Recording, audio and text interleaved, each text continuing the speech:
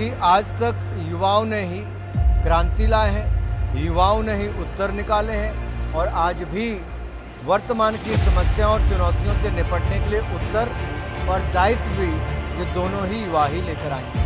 तो मैं कांग्रेस की गलत नीतियों और सत्ता का सुख भोगने के लिए भारत माँ की भुजाओं को काटने का काम जो कांग्रेस ने किया वो देश कभी उनको माफ नहीं करेगा। देखिए, घमंडिया गठबंधन की बैठक कहीं भी हो, घमंडिया गठबंधन की बैठक में आपको केवल घमंड और अहंकार ही नजर आएगा। जो पिछड़े समाज का अपमान करे और माफी भी ना मांगे, जो जनता को राक्षस कहे, वो इससे बड़ा घमंड और क्या हो सकता है। और जिनके आपसी तालमेल, सुर और स्वर एक ना हो तो आपको उनका भविष्य क्या लगता है? ये तितर बितर हो जाएंगे। समय का इंतजार कीजिए। बाकी मैं इतना ही कहूँगा कि घमंड लेकर जो घमंडिया गठबंधन के नेता चले हैं, ये जनता इनका स्थान पर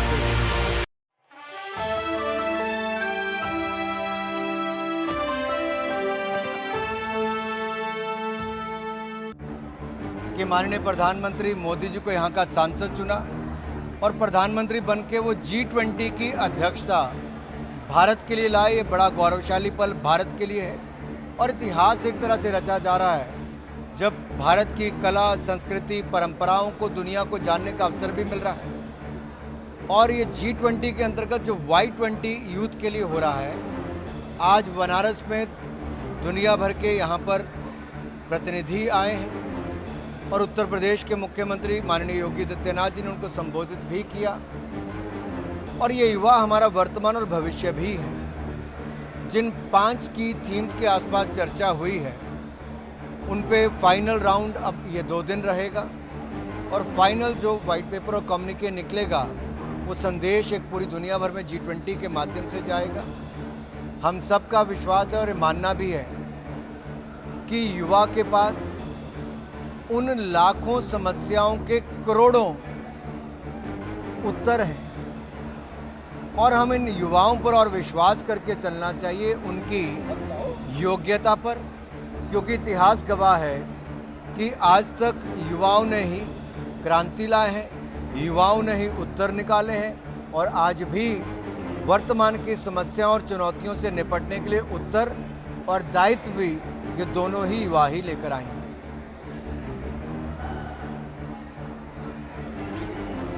किसी का और कोई सवाल है?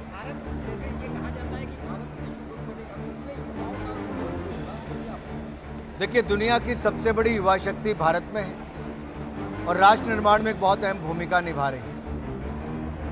और जब हम भारत को दुनिया की एक बड़ी शक्ति के रूप में देखते हैं तो मैं यही कहूँगा कि आज भारत एक नए रूप में दुनिया ने देखना शुरू किया है। एक उम्मीद भारत से जगी है और डेमोक्रेसी और डाइवर्सिटी, ये त्रिवेणी जो है, इसका लाभ भारत को मिलेगा। और कोविड के बाद जो न्यू ग्लोबल ऑर्डर बना है, जैसे वर्ल्ड वॉर 2 के बाद बना था, वैसे नया विश्व ऑर्डर जो बना है उसमें जो जियोपॉलिटिकल इक्वेशंस बन रही हैं वो अपने आप दिखाती है कि दुनिया भारत की ओर एक बड़ी उम्मीद भरी नज़रों से देख रही है, भारत के सामर्थ्य को पहचानती है और भारत के युवाओं के सामर्थ्य को पहचानती है। तो आज ये समय है कि हम दुनिया की उम्मीदों पर खरा उतरें। जो होप, उम्मीद दुनिया को भारत से है, उस पर हम खरा उतरेंगे। और मुझे पूर्ण विश्वास है, वाराणसी में आज खड़ा हूँ और कह सकता हूँ, माँ गंगा की कसम खा के जो मोदी जी देश की सेवा करने निकले थे, वो ऑपरेशन गंगा से लेकर अन्य ऑपरेशन में हमने देखा कि भारत के हर व्यक्ति की जान को बचाने का भी और भारत को सम्मान हर पटल पर दिलाने का भी मोदी जी ने बहुत सफल कार्य किया है। उनको भविष्य के लिए भी शुभकामनाएं। काशी में आप हैं, धर्म की बात हो रही है, धार्मिक नगरी है। ऋषि सुनक जो ब्रिटेन के प्रधानमंत्री हैं, उन्होंने अपने को सनातनी कहा, इसको आप कैसे? देखिए, हम इस बात का स्वागत भी करते हैं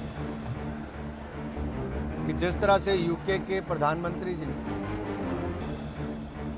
राम कथा सुनने के लिए आए भी और ये कहा भी कि मैं एक हिंदू के नाते यहाँ पर आया। लेकिन कुछ लोगों को तो भारत में भी हिंदू कहने पर शर्म महसूस होती है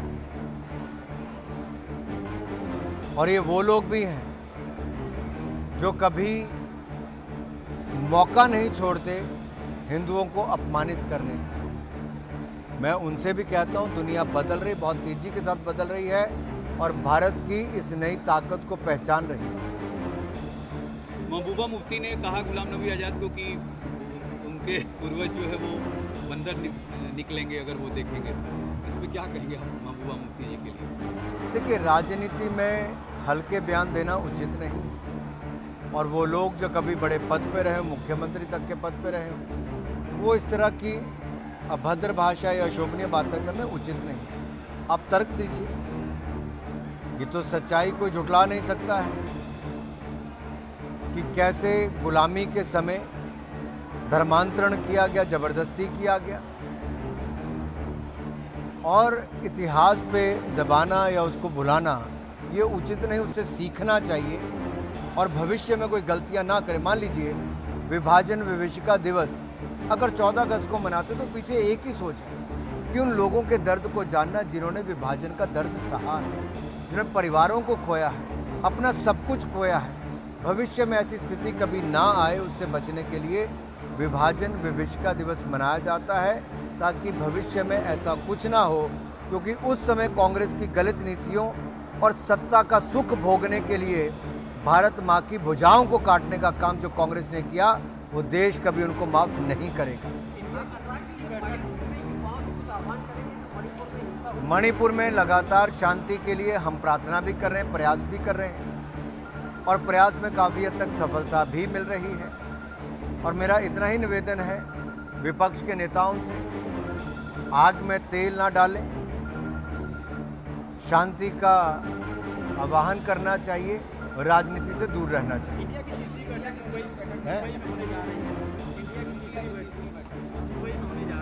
देखिए, घमंडिया गठबंधन की बैठक कहीं भी हो, घमंडिया गठबंधन की बैठक में आपको केवल घमंड और अहंकार ही नजर आएगा। जो पिछड़े समाज का अपमान करे और माफी भी ना मांगे, जो जनता को राक्षस कहे, वो इससे बड़ा घमंड और क्या हो सकता है।